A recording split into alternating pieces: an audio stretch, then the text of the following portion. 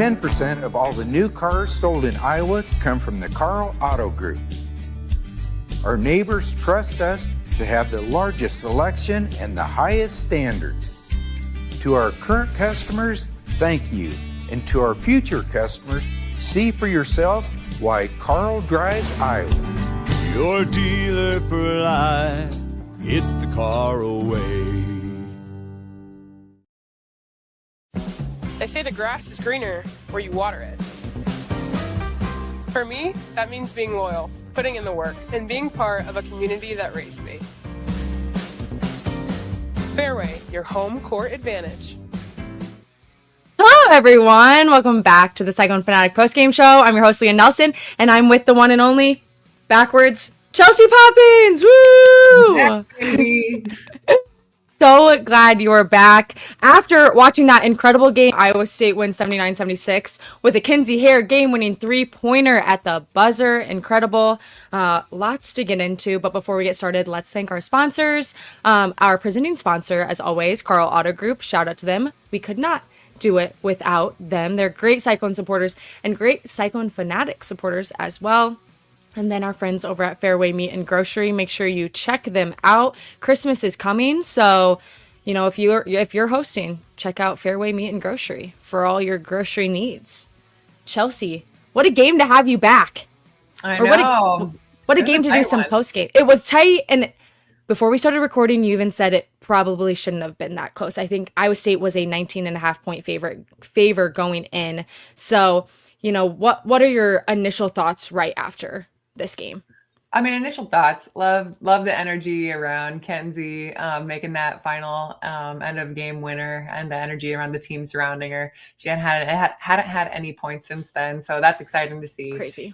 Especially going into the next game too. Like, it shouldn't have been close like that the entire time. Obviously we know the Jayhawks were in it because of the 3-pointers and Iowa State's inability to defend it.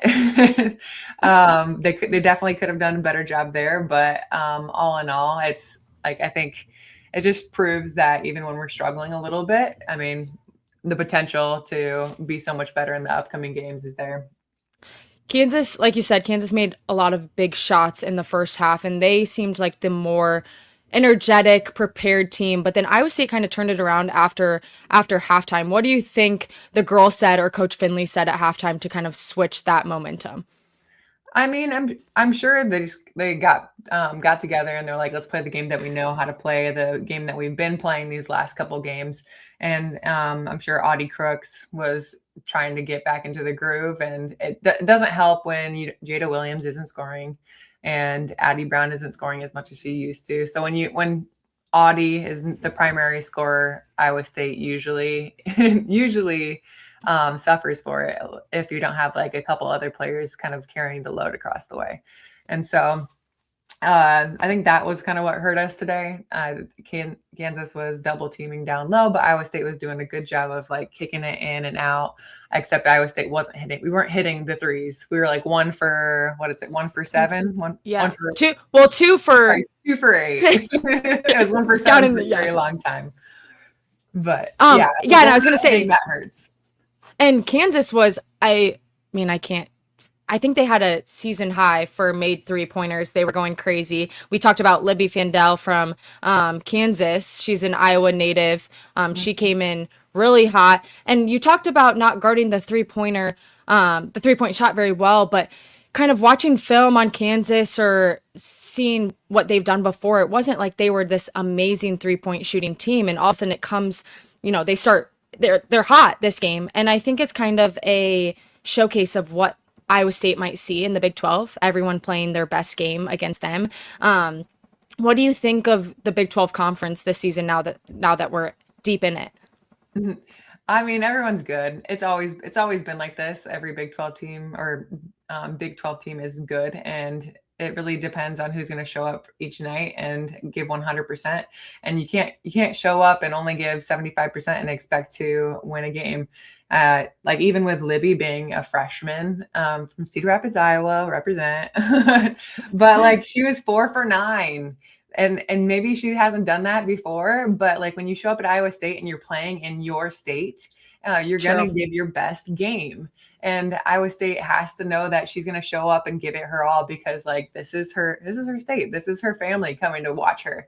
And I think it definitely showed, because like it's between her and Samaya Nichols. There's two primary scorers, and if we don't shut those down, so Samaya is going to show up. She's an incredible player and athlete and leader on the court, and she's going to take charge if nobody else is stepping up. So when those two players step up, Iowa State has to make some changes and make some adjustments.